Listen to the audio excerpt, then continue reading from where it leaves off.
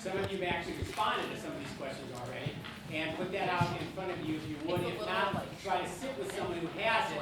Even if it's not your licensure area, almost all the questions overlap across the discipline. So there's a few changes with early childhood, and some of you in special areas, art and Spanish, for example, maybe mile markers a little bit different, but at least we'll give you a good flavor of the key prompts that will be scored. So see if you can find that and put that out in front of you.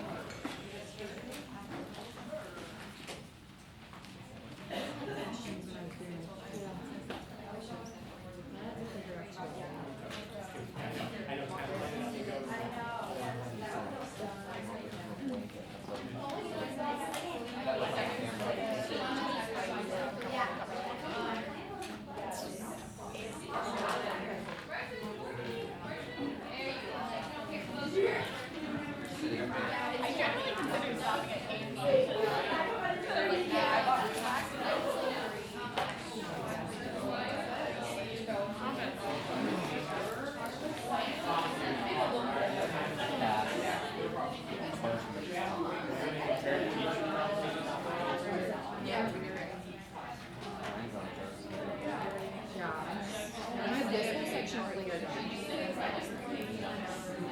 Most of this one.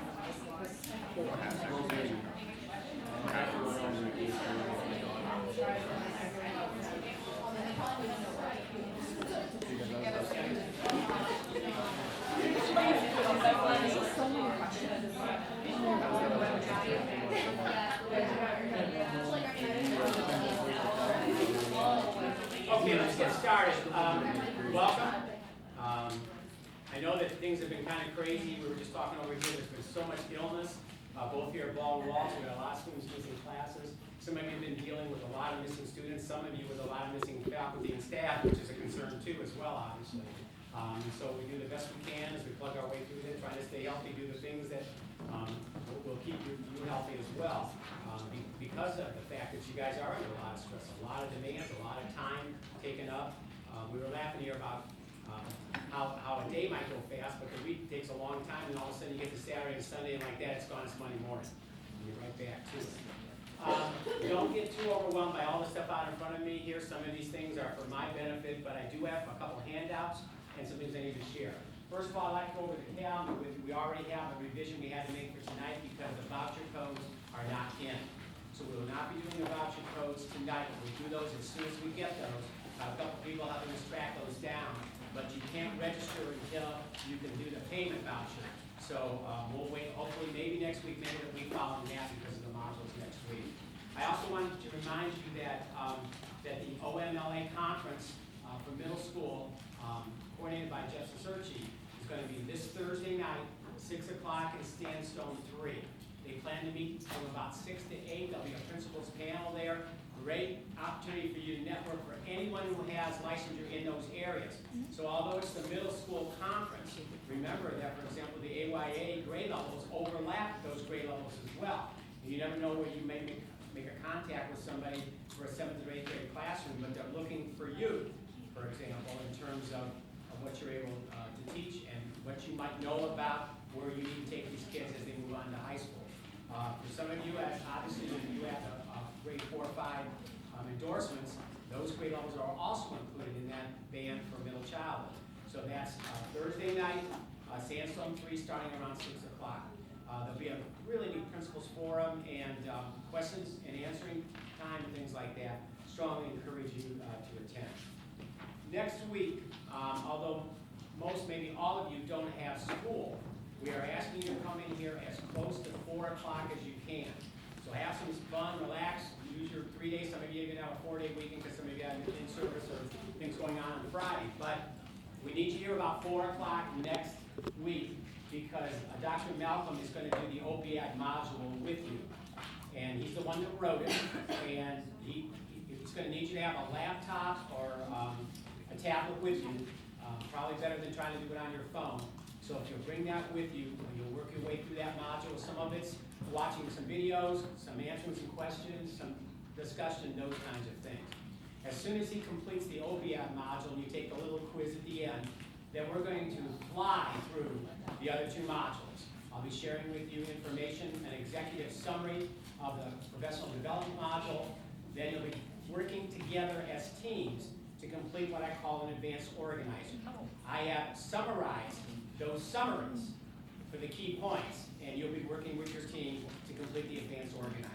I've left keywords out of the summary. You're going to fill those in, so you don't actually write on the executive summary. I use those each semester, but you'll write your own responses so that you'll have a complete summary of the professional development standards, and you'll have a complete summary of the school operating standards. And that's what you'll keep in your folders. When they ask you about that in the survey that you'll receive, you can say, yes, you've had some instruction on those areas. So we should cover all three of those, and we'll get you out of here next week as soon as possible.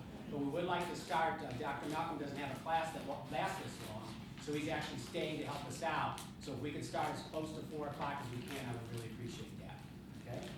And so tonight, because we had to revise some things, what I'm going to do is I'm going to go through some details of task 3.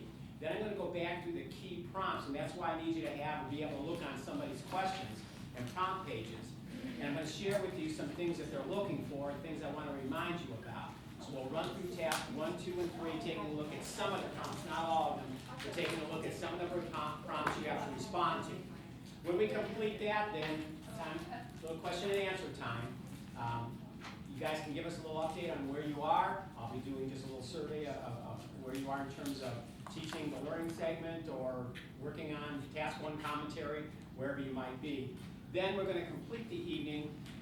I'm going to share with you information, just information, nothing that's formally assigned yet, but I'm going to share with you information about the resume, cover letter, and teaching statement. We're going to show you a sample of all of those. We're going to show you a sample of a reference contact page, and then I'm going to give you a handout that will help you write your teaching statement. So that's that 10 to 12 sentences that will describe your classroom. As I mentioned last week, for those of you who are here, you also have a new essay that's been added to the Apple Track Consortium, and that's the essay called About Me, where you have to write a 1-page essay about yourself. I've asked a couple students from Capstone last fall if I could copy and use those with you. So I'm probably going to be able to give you 2 samples. I'm sure Alyssa and Alexa will agree and allow me to do that. So you can sort of at least see what it's like. But the Apple Track system now requires you to submit a number of things, including resumes and that kind of stuff. But you have to write an essay about yourself that they post to all the local school districts. So we'll give a couple of model examples for you on that as well. Okay. Any questions so far here? All right, if you'll put your templates in front of you, let's do this little review. First of all, context for learning. What's the only part they really look at? The chart. Now, if you take a look at the chart, I have the early childhood one in front of me here. All of you, no matter what your licensure area is, on the chart at the end, they have examples. Struggling reader. There's an example here, visual processing with an IEP. English language learner that only knows a few key words. You need to be sure you delete all of that before you put your responses in. Everybody clear on that? Then you will include students in this chart, this graph, appropriate to the learning segment you are teaching. If you've got students that often receive supports, but there's no real supports they'll need for what you chose as your learning segment, then you don't have to include them. So think about what students will you be giving support to, scaffolding, all those terms. And I'm using the word support because that's what EDTPA calls it in their prompts. And your assessor will take a look every time they ask the support prompt. There's a little key box. Every time they ask the support prompt, they'll go back to this chart to see if you're doing the things you promised as the supports. Yes? So in my class, I don't have any kids on an IEP that I would give support to during my lessons, but there are students that do need support. Would I Yes. pretend like they have an IEP or? Yeah, you do. Leave the IEP part. It's divided into 3 sections. So there's the last section there deals with students that may need some type of support. You're going to include those students in So there. it's okay to say no IEP? That's correct. You could just say, you could leave it blank or you could put it in. Sometimes it's nice to put it in because then they know you didn't accidentally skip it. Okay, so you can say, I know. But there is a section about students that may need additional support. And remember, any of you that don't have an IEP or 504 student, then you'll have to select a student working with your cooperating teacher that may need some type of support to get through the learning segment. And that'll become one of your focus students or focus children or focus learner or whatever they're called for your discipline. Okay? But be sure you delete that stuff first, and be sure every time you write after the support box and you get the prompt, be sure you think of some things you did that match up with what you said. Okay? Task 1. In task 1, all of you in 1B. Now the letters could change a little bit because a couple of disciplines they throw in a little extra prompt. But 1B or close to 1B, you're going to get a prompt with 2 or 3 bullet points. I have the early childhood and AYA social studies in front of me, secondary social studies. You have 2 bullet points in early childhood. You have 3 in history social studies. Those are bullet points that emphasize what your learning segment is to be about, particularly in terms of your subject-specific emphasis. So that's where the active multimodal learning, interdisciplinary, whatever your expectations are, in addition to your true learning target. Remember, you have to integrate these. You're asked in there. I want to point that out because every time a question has bullet points, that tells you how many paragraphs you should be writing. So don't just keep flowing on. Now, if you end up running out of room, good for you if you do. If you use up all 10 pages, then you take the bold out, then you take the paragraphs out and you push things back together the best you can. But if there are 2 bullet points, you respond to those 2 bullet points, 2 prompts, by separate paragraphs. And all of you will run into questions that have more than one part. I look to make sure that you answered both parts. And so that helps me. If you're putting them in different paragraphs, it helps me find your response to the 2 prompts, and it helps your assessor find them as well. So keep that in mind. Yes? So just because you have it in front of you, for 1B and 1C, both of those sections should have, for the AYA, should have 3 paragraphs each then. Well, you need 3 paragraphs for 1B for sure. Yeah. Because you have to talk about facts, concepts, inquiry. You have to talk about supporting arguments and conclusions, Okay. things like that. C. Because it's listed, but it's not bulleted. Yes, I realize that, yeah. Now, in C, it's going to be a little bit different. So, again, my point of 1B is if you've got bullet points, now if it says blank or blank, then you'll only have 1 response, obviously. But if it says this and this, then you'll write 2 paragraphs. Now, for 1C, for almost all of you, that is, as I've said probably 5 times already, that is one of the key questions you will answer. That's your build upon question. Okay? So I want you to kind of keep that in mind. How will your lessons build upon each other? If you are smart, and particularly if you haven't written this response yet, start with what you're building on before you taught this learning segment. You're going to mention it later on because they ask you about prior learning. But a great opening paragraph is, in my learning segment is building upon this experience my kids have, da, da, da, da, da. Then you start with in lesson 1, and you tell them a brief summary of lesson 1. Do not do this as a run-on paragraph. As soon as you tell them about lesson 1, return new paragraph. In lesson 2, we build upon lesson 1. In lesson 3, all the way through your learning segment. But give them details, give them enough about each of the lessons you plan to teach that they have a really good feeling for what's going on in your learning segment.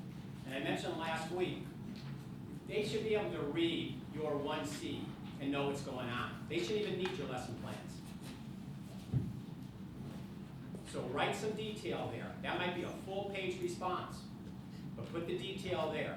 It'll be well worth it. It'll not only pay off on their rating of that question, but also they themselves can build upon what you told them there as you work your way through all of the remaining questions. So that bullet point question, almost all of you, that's 1C, is that you want to be sure that you include that. So separate paragraphs, early childhood, you've got language literature, you've got the fact that it's integrated, you've got the fact that you're doing active learning, multimodal, those kinds of things.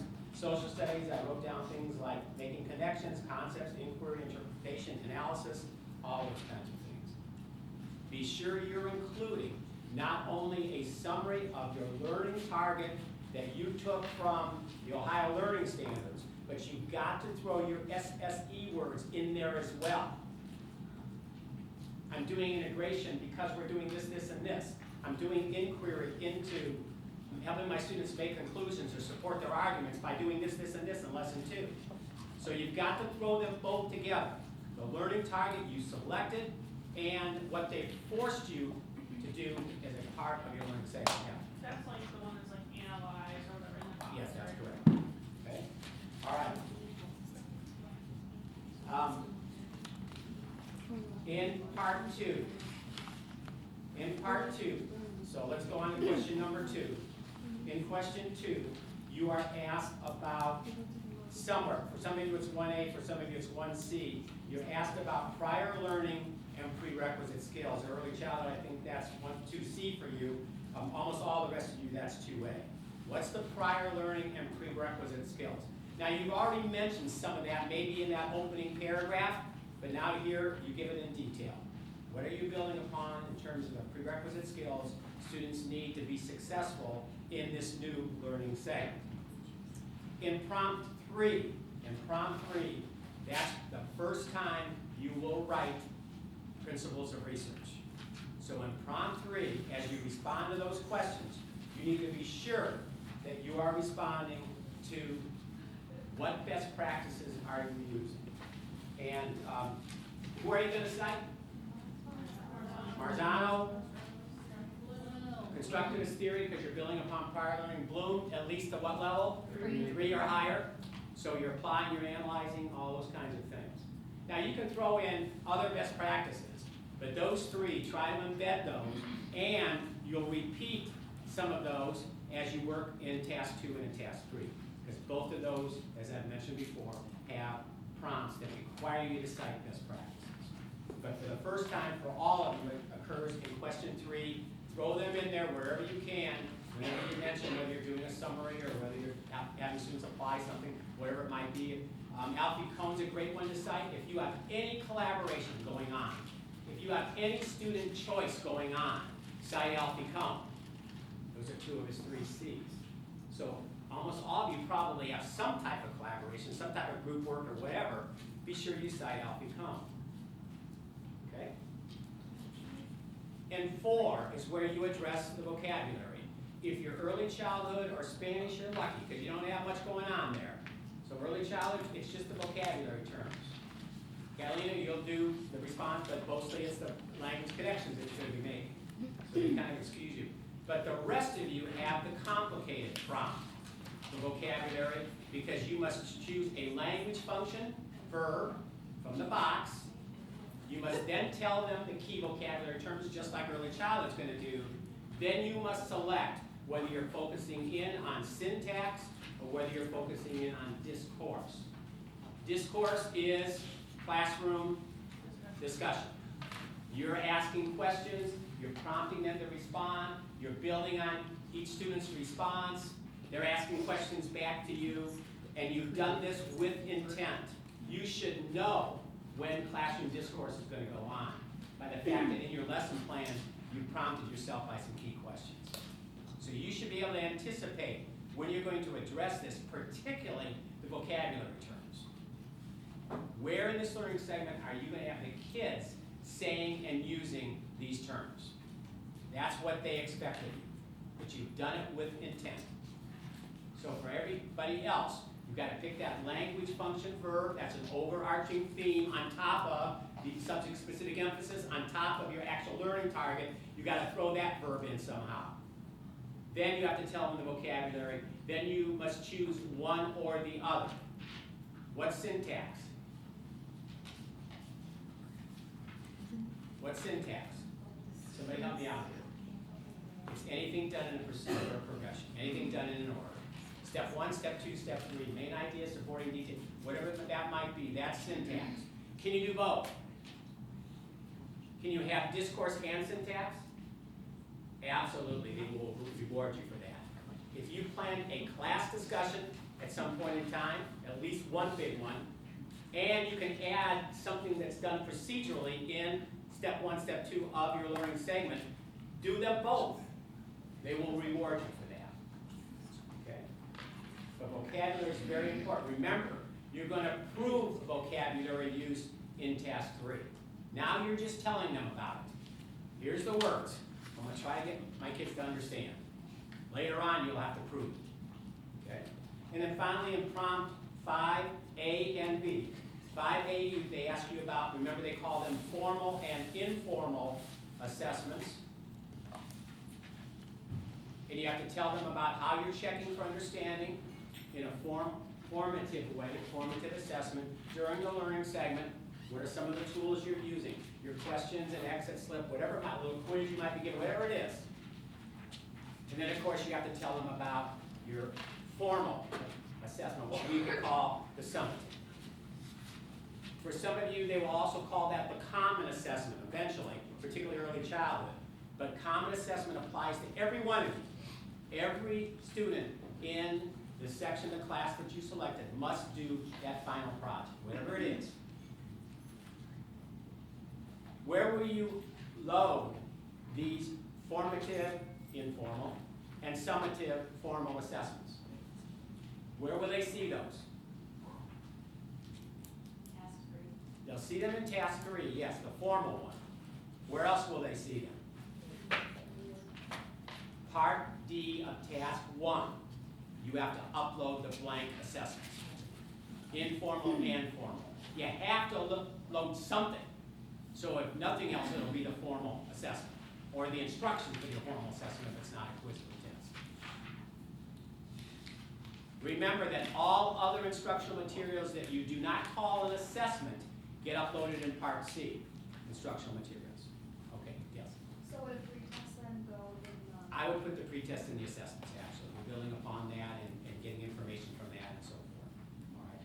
And you may want to include that in your discussion about prerequisites and what you learn and what you're building upon.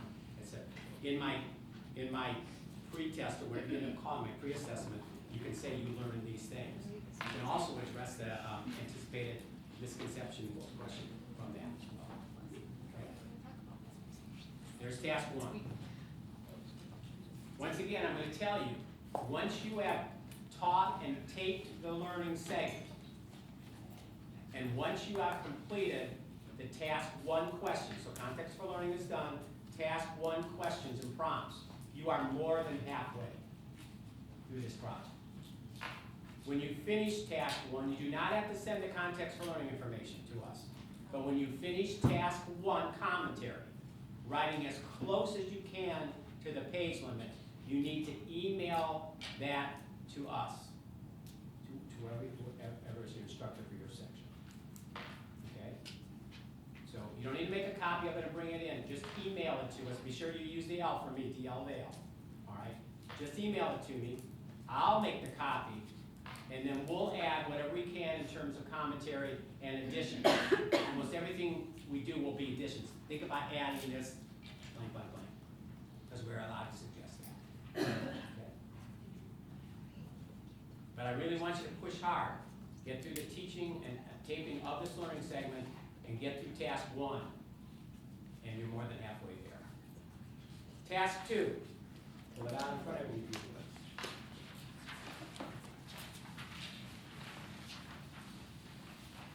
The first question in task 2 is, list the learning experiences you have selected for the 2 video clips, or which lesson or lessons are shown in the video clips. You helped me from last week. How are you going to respond to that? What are you going to call them? Video clip 1 and video clip 2. I want no exceptions. You can use the numeral 1, video clip 1 and video clip 2. Capital V, capital C 1, capital V, capital C 2. Video clip 1 came from lesson learning experience, whatever your handbook calls them, 2. Video clip 1 came from lesson 2, and then you write a short description of what's going on. Tell them what they're going to see. You might even want to tell them how long it is. The duration of video clip 1 is 8 minutes and 30 seconds or whatever it is. Then you do the same exact thing for video clip 2. Video clip 2 comes from lesson blank. In that lesson we were doing this, this, and this. Perhaps tell them the duration. Early childhood, how long? 2 clips at 15 minutes. Everybody else, 2 clips at 20. Okay. Remember early childhood, one of your clips must be a larger group or a whole class, one of your clips must be a small group, hopefully with your two focus children sitting there. Yes? Now saying that the large group is them like working in partners, like moving around the room, that counts? That would count, yes it would. But I have to like. No, you don't, that could still be a large group experience, that's very acceptable, right? I know like early childhood, it has to be like you said, like a large group and a small group, Mhm. but for middle child, it's just. You're picking the two best clips that total up to 20 minutes and help you answer the questions. It's that simple, that help you answer the questions. And if you know the questions in task 2, that helps you write the lesson plan, because you should write the lesson plan where, at this point in time, I'm going to be able to answer this question. So that's key that you read those, as I mentioned, so that when you start to cut your video clips down, you sort of know where that discussion, feedback, and all that stuff's going on. Okay? So that's how I want everyone to answer the first prompt there. Number 1, tell us about the video clips 1 and 2. 2A, you must show in your video clip that you are showing mutual respect and rapport, and there's a few other things that, with your students. So you're going to have to select a part of one of your 2 video clips where you are calling students by names, maybe asking about something they did over the weekend, whatever it might be, relating to their interests or inspiring them in some way. How will you do that?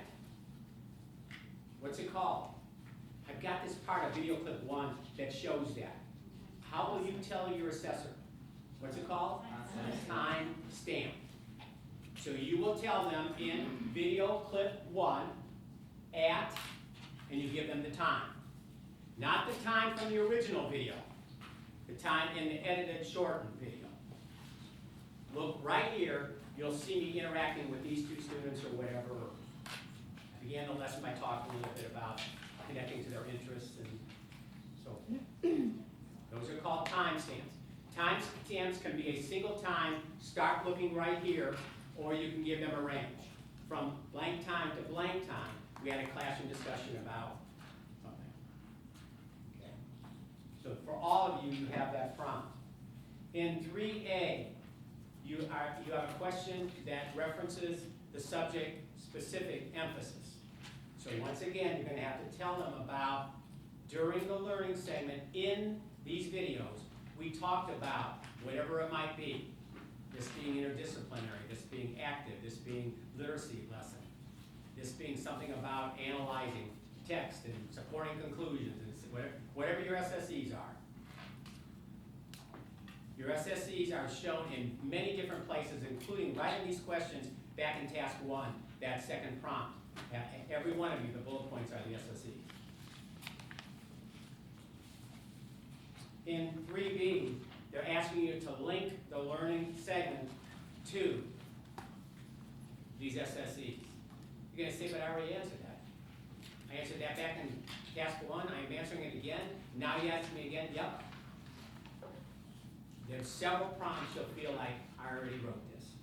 Just go back and look what you said. Keep it consistent. Maybe word it a little bit differently. You'll be fine. So if you're a little frustrated, that's how they get you to write 26 pages. They make you repeat yourself several times. That's the way it goes, right? So you're going to say to yourself, I did that, but if you answer that question back in task 1, you haven't taught the learning segment. Do you understand what I'm saying? You're telling them about what should happen. In task 2, when you answer a very similar question, you're telling them about what did happen. That's the difference. Remember, particularly for those of you that taught this learning early childhood, that taught this a while back perhaps, you got to be very careful about that task 1. Everything written as if you have not taught it yet. For the rest of you, you may choose not to finish task 1 until you teach and take the lesson. You with me? Many of you are doing that. That's very acceptable. I may not see your task 1 until you've actually taught and take the lesson. But if you go back and add a few comments in task 1, you've got to pretend you haven't taught it yet. You can't reference what happened. That's really, really important. Yes. Okay, we're good? Okay? All right.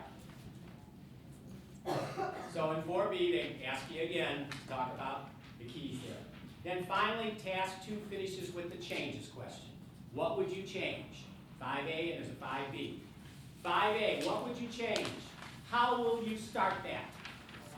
You're going to brag about the things that went really well. So go back and outline a few things that you're very happy about. Then, new paragraph, but if I were to teach this lesson again, here's the changes I would consider. Then you list 2 or 3 kind of key ones. I strongly encourage you, look through the best practices page first and base the changes on some best practice strategies. Because after you tell them what you want to change to make it better, 5B, you have to justify that with research. So if you're going to add a graphic organizer, who are you going to cite? If you're going to add some group work, who are you going to cite? If you're going to spend a little more time having students apply what they've learned, who are you going to cite? Got the idea? So before you answer 5A, think about what best practices you could recommend that would enhance the learning segment, and then you cite those best practices. Makes 5B easy to write. Also, hang on just a second. Also, as you think of changes, think about the summative common formal assessment.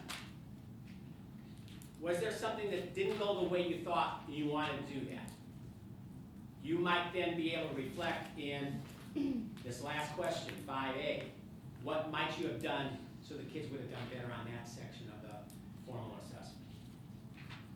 Even though you haven't analyzed it yet, it wouldn't hurt. You're allowed to do that. You're allowed to say, by the way, I think this didn't go the way I wanted it to go. Here's some things I would do. They'll find out more about that when they see your assessment. Okay? You good there? All right. So, best practices in prompt 3 of task 1. Best practices in prompt 5 of task 2. I'm going to go to task 3.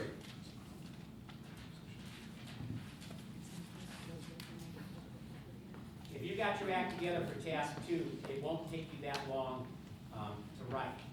You've got to talk about building upon the students' responses, so you're asking questions, rapport with your kids, those kinds of things.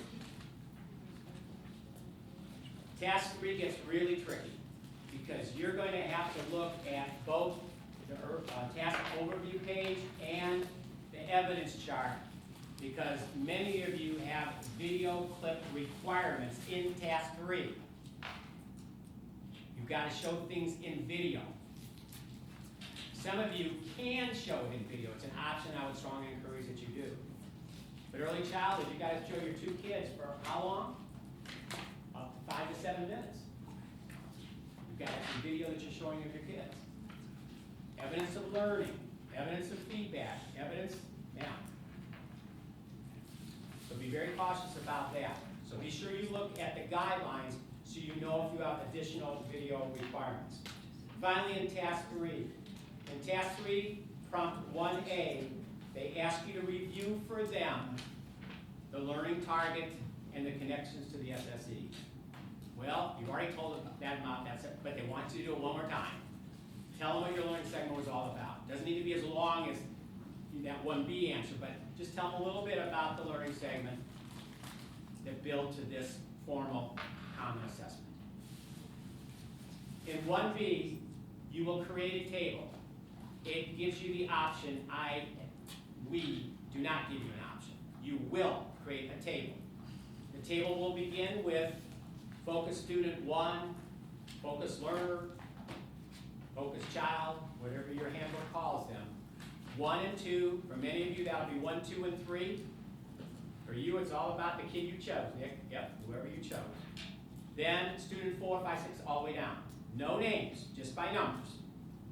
And then you show them in the chart how they did on the summative assessment. Don't record just single score. Kids name a score, kids name a score. Break it out by some different elements. Okay? So think about the different parts of that summative assessment, particularly how does it align and measure the learning target? How does it measure one of the SSE skills, for example? Break it out so you have more than one column and show them students' results. Then you'll briefly write a narrative about the chart that you just created. Don't go into a lot of detail, but just tell a little bit about what you see, particularly for the whole class. Okay? And then 1C is where you will analyze the results for your focus kids. So here's where you talk about what's going on with your focus kids, how did they do, little rationale.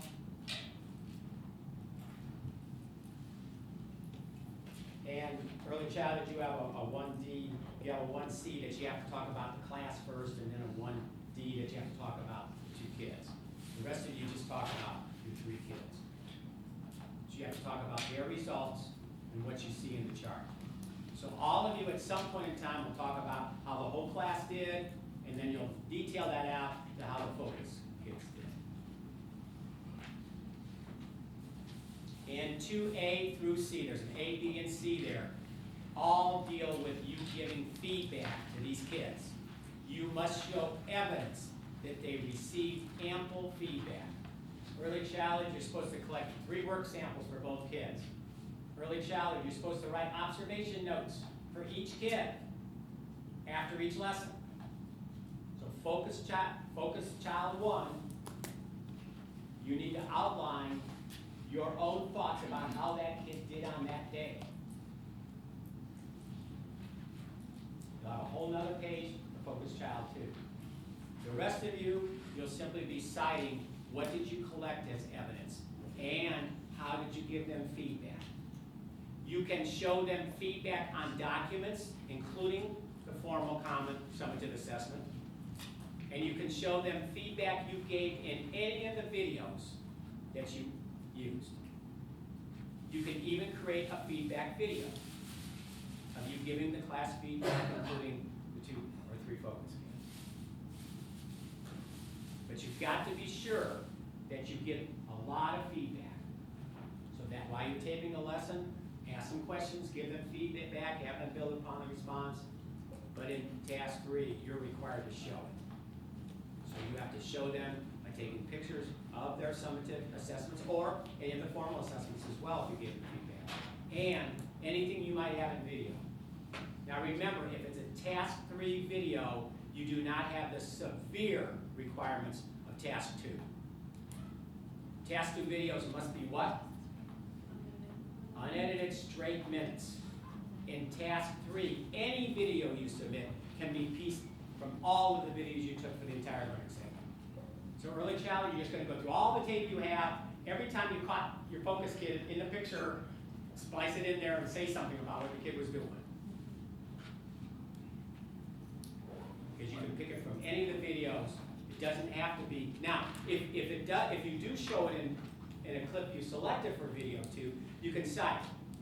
My video clip 1 from task 2 shows my student and you timestamp. Okay?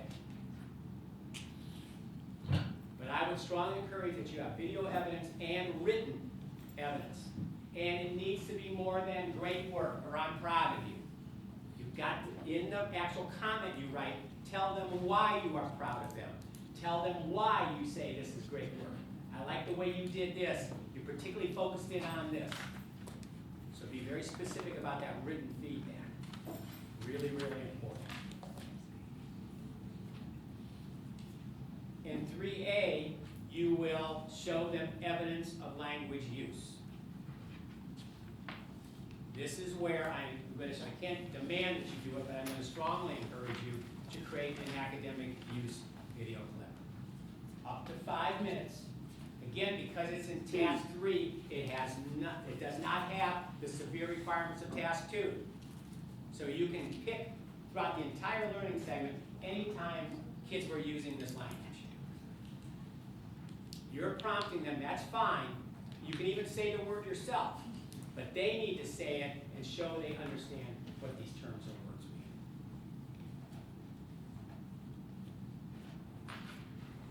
5 minutes. Academic language video, which you'll upload. There's a spot which you can upload that. In task 3. And finally, there's only 4 questions in task 3. The last question for A and B are what comes next. What comes next for the whole class? What comes next for groups? What comes next for individual students? What unit are you going on to that builds upon this one? What remediation might you be doing for some students in the group, et cetera, et cetera. As you write the response for 4A, just like you did for 5A of task 2, have best practices in mind. So when you talk about what comes next, be sure you're thinking of Marzano and Bloom and those kinds of things. Because in 4B, you have to cite the research that supports that should be what's happening. If you have not really detailed all the questions, I've gone over all the key things here for you, but if you've not read through them all, remember, that's really important, or you're going to leave something out. And if you have read them carefully and thought about where it will show up in your lesson plans, you're going to know where to look. You're going to be able to anticipate that here's where I'm going to find my response for this particular problem. What's the consequences in task 2 if you don't do straight, uninterrupted minutes? What's the consequence? No score. What's the consequence if you don't show up in the video in task 2? No score. What's the consequence that you have some students doing one summative assessment and others doing a different one? No score. No score. You've done this all for nothing. Those are coding. Be very careful about it. I've mentioned this many, many times. Another code error. Failure to submit the drafts of task 1, task 2, and task 3 to me or Dr. Christie. I do not want you uploading anything we haven't seen. I was really strict with you last week, very uncharacteristic for me, but I'm not playing games here. Let us look at it, let us help you, so that when you do upload it, it's pretty much ready to officially submit.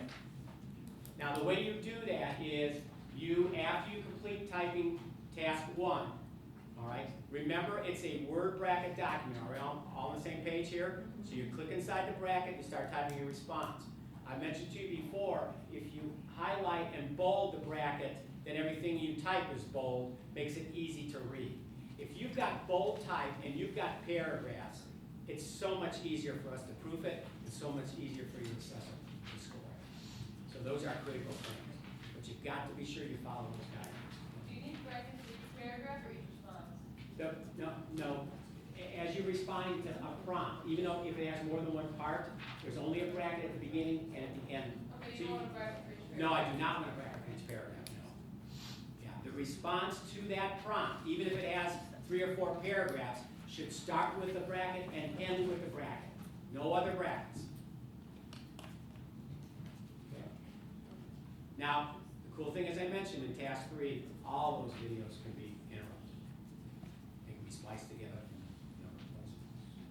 Another quick reminder about your videos. Remember, you cannot upload them to Pearson in HD.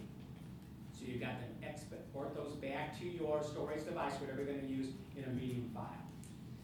Less than 780 or whatever it is, 720 or whatever it is. Okay. Questions? Yes. So for our videos in task 3, are we allowed to use like same snippets of the videos that we used in task 2? Yes. So just focus on different portions of? That could be the case. Or if you've got things in task 2 that answer a task 3 question, you can write that in the commentary without having to upload that part of those videos. Write that into task 3. That's correct. And Yeah. back to So, the flip so one. you could respond to task 3, and you could be given evidence of learning. You could be citing something from the task 2 videos. You could be citing something from their task 3 videos, and you could be citing something that's on a document, assessment that they did that you wrote feedback on, for example. Should I be giving written feedback to kindergartners that can't read? No, I'm asking for first grade. What are you gonna have to do instead? I was just gonna make a video You're gonna have to feedback capture video. yourself, giving them feedback. Yeah. It's usable,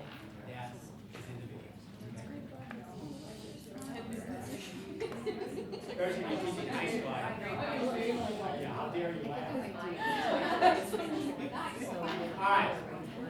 Do you have the best practices overview page? This thing right here. All right? That's where the citations come from. You got the big three, and then you can add the cone and anything else you want to do. Including some on your own. You got to I make quote. I'm fine with that. I don't care. Yes.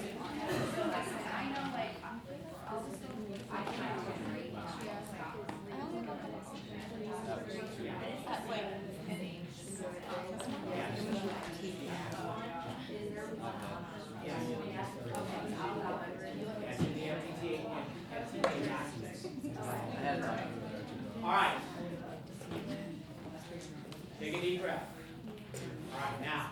Yes, I'm sorry. Yeah. We have the like referencing in our any of the commentaries or whatever. Do we have to label those specific things as like whatever? You should tell what lesson they come from. Yeah. And if it's a chart, for example, you're going to use as a part of your instruction, you'll have to decide, is it an assessment or is it instructional material? Because they should see that in the task one, either part C or part D. So if it's part of, if it's like showing the, like the results of how students did for one of your assessments, and you have that in task three. Yeah, that's task we were going to do. Then is that like called something specific, like the video clip one, video clip two? Do those each have like specific names or? No, yeah. Okay. All right. As you guys get a little bit more into writing, you'll have more questions, and we're ready for those. But that's at least a good overview of how you can get at least your 3 and get a score of at least 45. Now, I want to remind you of an expectation we have. In your packet, including the huge rubric, which you should go through it because it does have some good advice. But remember, we've created for you a review of the rubric and prompt alignments. So, what rubric is used to score which question? And it's all outlined for you. The expectation we have is that you are being good technical writers and you are stealing language here from the rubric and putting them into your answer. So when I read your answer to a prompt, I'm thinking to myself, did I see anything that aligns with the scoring rubric? Because that's what we gave you here. We told you exactly, planning commentary, prompts 2 and 3, all this stuff has to be included somewhere in there. And your assessor will be able to check it off the list. 15 rubrics, expectation is a score of 3. So that's where the 45 points comes from. If you're lucky and you have a graceful and caring assessor, that person might even give you a 4 in some areas. It just isn't the way it used to be. So we've had to change the framework of what's expected. What's expected is a 45. That's your target. And I shared with you how to get a 45. If you're throwing this stuff into your answers, along with your personal thoughts, you'll be fine. Write close to the page limits, because again, they'll hammer you if you write short. And there's just no reason why you shouldn't get a 3 across those 15 rubrics. Okay. All right, deep breath. I need you, we're going to break for just a moment here. What I need you to do is come up, or a representative from your table will come up. Did you have a quick? Yeah. No, I just Okay. if you All right. shot me real quick. I have 2 things, because we're not going to register tonight, I've got 2 things I want to share with you. These are not assignments, and I have no expectations of anything happening with these yet. We'll share with you a little bit more in detail when we want to see your draft resume, when we want to see your draft cover letter, when we want to see your draft teaching statement, when we want to see your draft reference contacts. You're on your own for your letters. You got to gather your own letters. But what I have for you is an overview that Judy May has from Career Services. I helped her create this, which is called Eliza Educator. Some of you may have seen this if you worked with her. And it's a 2-page template of a formal resume. So you don't get cute with this one. All right? So she tells you and gives you an example of a student called Eliza. What I've done is, from a former student of mine, I worked with her since she was 3 years old, Sarah has shared with us what hers looks like. 2 pages, not one. Don't let anybody tell you an education resume is 1 page. Nope, 2. A sample letter, cover letter. Now, there's something wrong with this one because she did it a few semesters ago. What's wrong here, she has a very formal business letter here. But instead of her address, she should have a header. The same header she used on her resume and the same header she used on her teaching statement. So if I were to have her redo this, I'd have her change that and put her header in instead. She also is sharing with us a sample of her teaching statement. She made 12 comments about her classroom, including an opening and closing paragraph. And she shared with you the format we use for the reference contact page. Okay? So you're going to pick up Sarah's examples. And then, just in case you didn't have me in 201, I'm going to share with you a packet that will help you write your teaching statements. Okay? Really great packet. So let's take a short break, about 5 minutes. And in 5 minutes from now, I want you back in your seats with these 2 documents out in front of you. Okay? Good. Take a short break.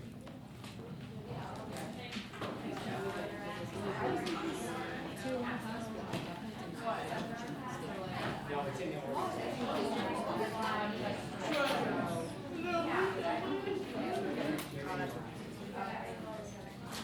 Did you go? No, I shouldn't have.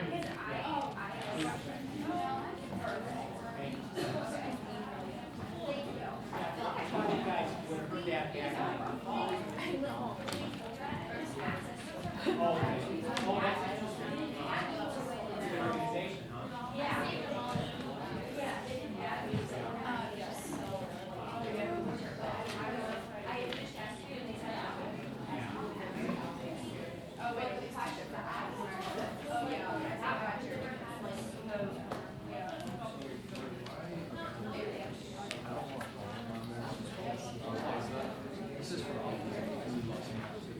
That's where you got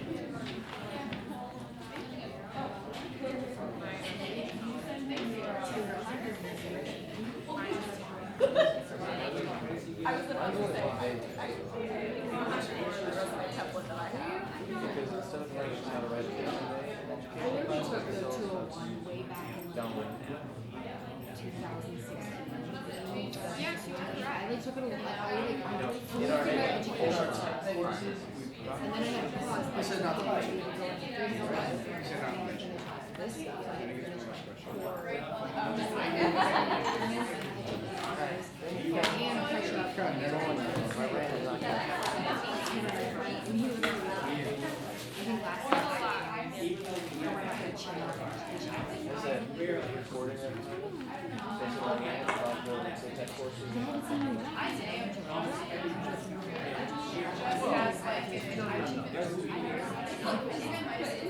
As a principal, I would take one look at that and be like, I would need to distract you because I just wouldn't want to read it. I'd be like, oh, this person's not wasting their time. I was about to say, this is a template that it took me 2 seconds. Oh, so do we have the same? No. That would be fun. You don't have a certification in the resume. No. So you gotta put intended on it. It's also Or draft. expected. That was No. A license. I already went to the meeting, she said you guys were close enough, you could. Oh, I remember. I don't remember this. Perfectly. I just didn't put what assessment we passed on this time. Maybe should have had one before. I can imagine. Oh, I just did. Yeah, but you're scheduled for schedule one.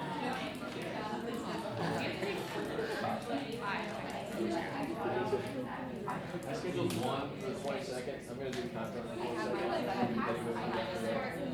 Yeah, I think I'm gonna do content. I was gonna do that, but they ran out of slots, and I was like, no. So yours will look a little different than. So mine's next Saturday in Beechwood. Mine's the 22nd.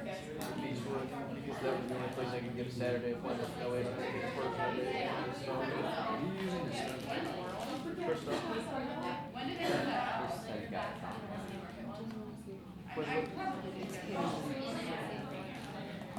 Just look up 08 0 to 5 and 0 to 3. It'll come up on there. There are a couple different ones on it. 08 0 5.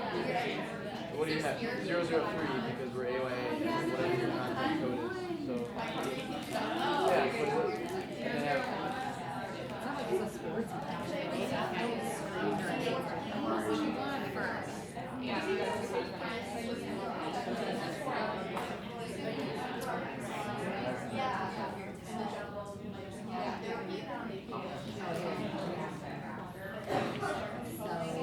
Come up?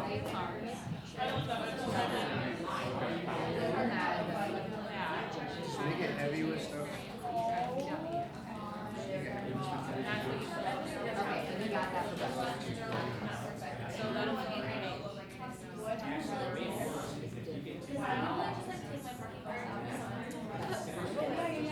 I never had fair. Related experience.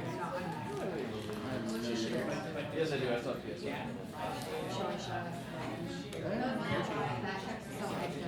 I still play baseball in the summer. Knowledge skills.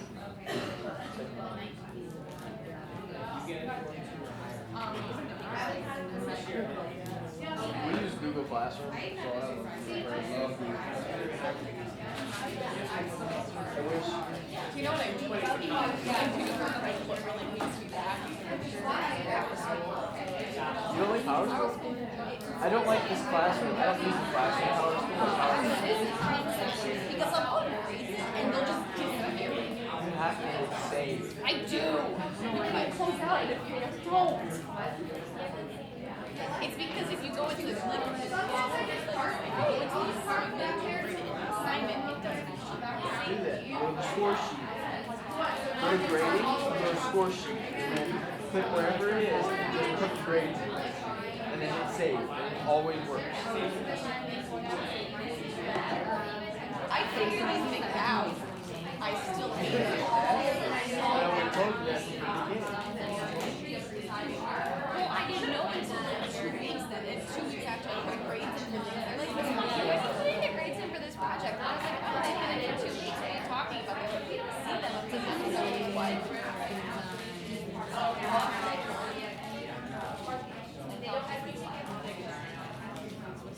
Seems like a boring house. Unless he was yelling at frustration. Because that I can see all day.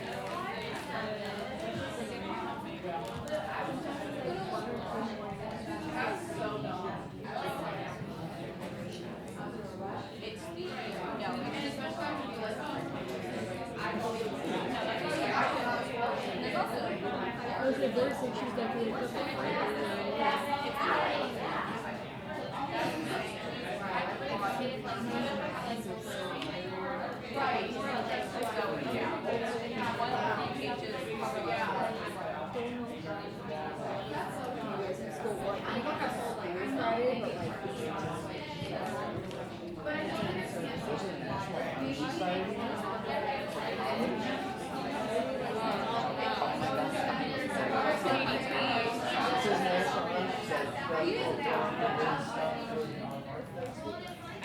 I'm not intimidated. I'm dating.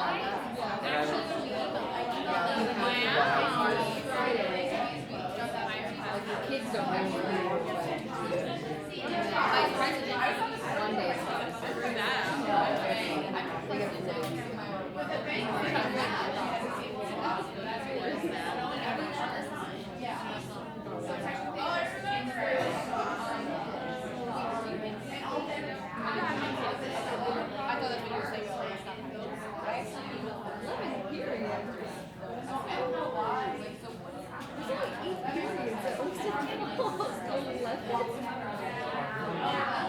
How long were your classes? 30 minutes each? Speaking of, they had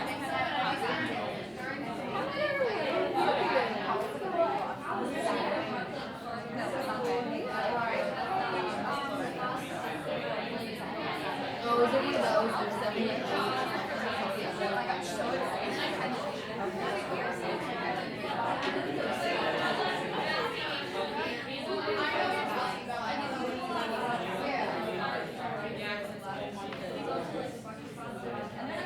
All right, back to me, please. What are you using to edit videos? iMovie. What else?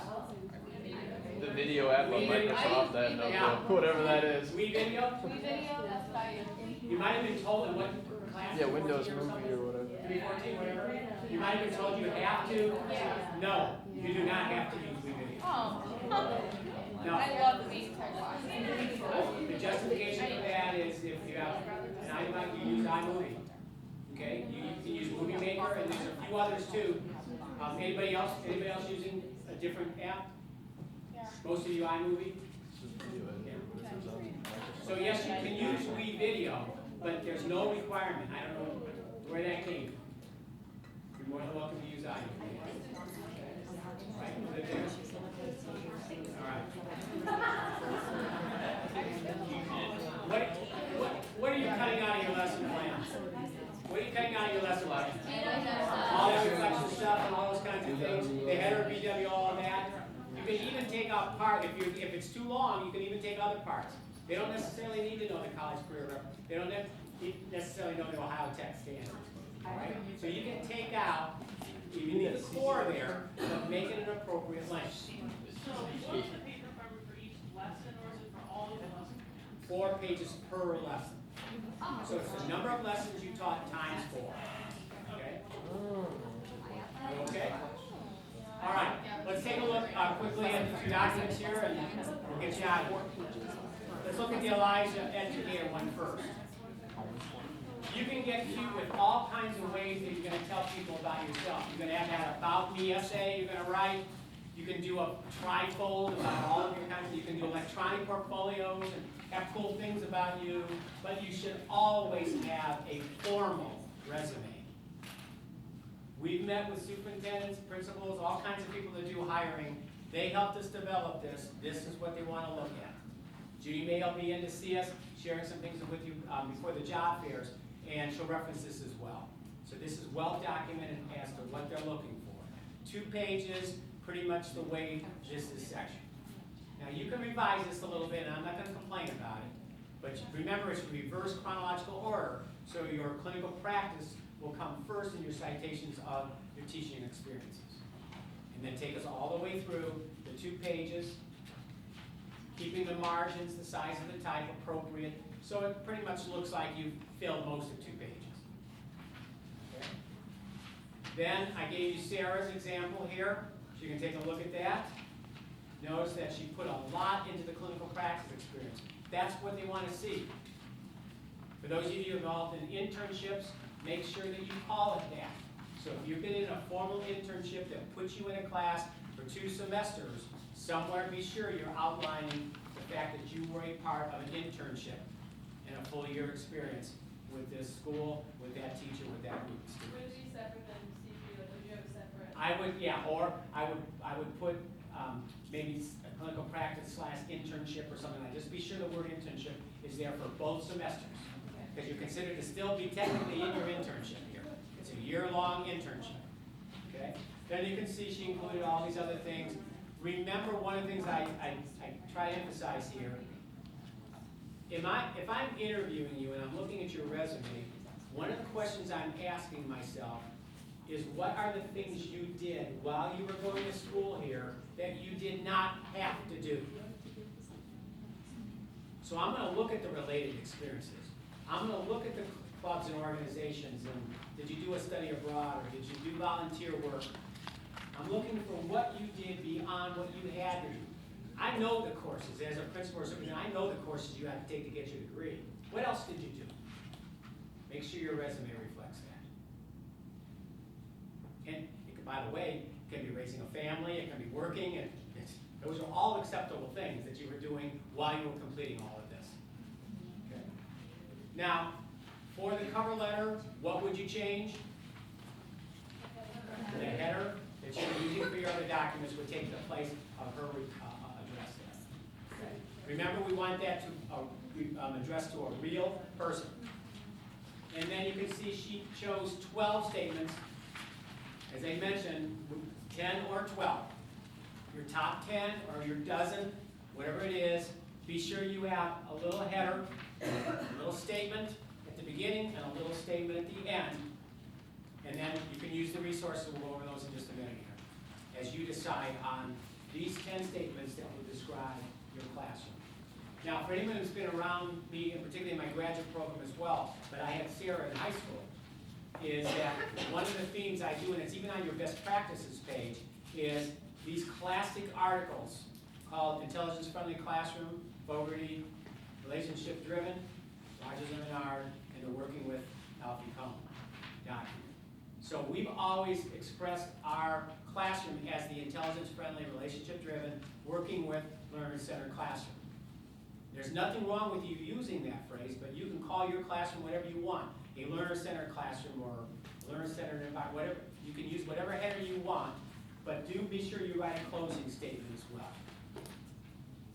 And then you can see an example of a contact page with 4 to maybe as many as 6 individuals who are willing to speak on your behalf. These are the ones that didn't necessarily write a letter for you. They may have written a letter for you, but it's okay if they didn't. These are the ones that they would send the electronic survey to, where we fill in commentary about it. Okay. I'm showing you this today. There's no expectations you're starting to work on this except for the resume itself. Sometime in the next couple of weeks, you've got to knock out, if you don't have it already, your draft resume. Now, for the teaching statement, I shared with you multiple resources that I hope you keep with you. In fact, one of the things that I would probably do is I would take my best practices instructional strategies page, I would paperclip it to this and keep it together. Because in this document, you have all kinds of possibilities of what your classroom should be based on research and best practices. So if you take a look at this, this is the way you're going to write it with your opening statement, your 10 to 12, your closing statement. But look at all the resources I've given you to choose your phrases from. I would encourage you not to quote directly from this because you're not going to cite resources. You're not going to cite it, all right? So reword it a little bit, combine some expressions, take little phrases, et cetera, et cetera. But you've got Jane Strong's team for Qualities of Effective Teachers. Wonderful. I love the way it's broken out, different aspects of the classroom. This, by the way, is very highly respected research. We have for you the Learner-Centered Classroom. This is a review, my review of these 3 critical articles: intelligence-friendly, relationship-driven, and working with environment. Then the 4th part are best practices. So you'll see Marzano in there and other things you should be doing. There's some great things in this last part here, statements that you may want to steal from. Okay. We have a couple of checklists. For those of you who are with me, you know we had SARs and the longer checklist for reflections. 2 of the best checklists that I've used in my instruction are creating a positive learning environment and organizing the classroom for learning. Again, you'll have no trouble finding phrases in here, and you will see, say to me, this represents my classroom. And then finally, remember that Ohio is in the Whole Child Initiative here, so I've given you some information. ASCD started this whole child movement. So I've given you some information here about what we mean by teaching the whole child. So those resources are there for you as well. Now, it looks like an assignment. That's because I use this with my graduate, but it's not an assignment. The assignment is write the teaching statement. Okay, so ignore that last part of the last page. But you have some wonderful checklists here that would be good for you to review, if for no other reason, to challenge yourself, am I doing these things? They're some of the best that I've ever used. Next week, when do I need to see you? 4 o'clock. What do you need to bring? Laptop or some device of some kind, okay? Pardon? I don't know if you need headphones or not. We've never done this. That might not be a bad idea if you have them, okay? Because I think you have to watch them individually. I think that's going to be a requirement. The other two, we do it together, okay?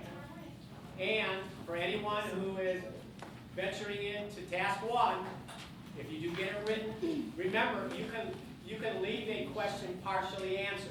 You can even leave one blank. Just tell me, when you send it to me, by the way, I need some help on question, 4A, things like that. But as you get close to wrapping up task 1, get those to us so we can begin to look at that. Okay, last hand raise here. How many of you have taught the entire learning segment? Hands in the air. That's pretty impressive. Hands down. How many of you are in the middle of teaching it? So a few more. Good. We're getting here. If you have not done that yet, don't panic. You can go all the way up to the end of February, even early March, and still get it done. It's going to, remember, I want you picking a learning target and a learning segment that you can enjoy. And if that doesn't show up for a couple more weeks, then that's fine. That's fine. All right, great. Good night, everybody. Thank you.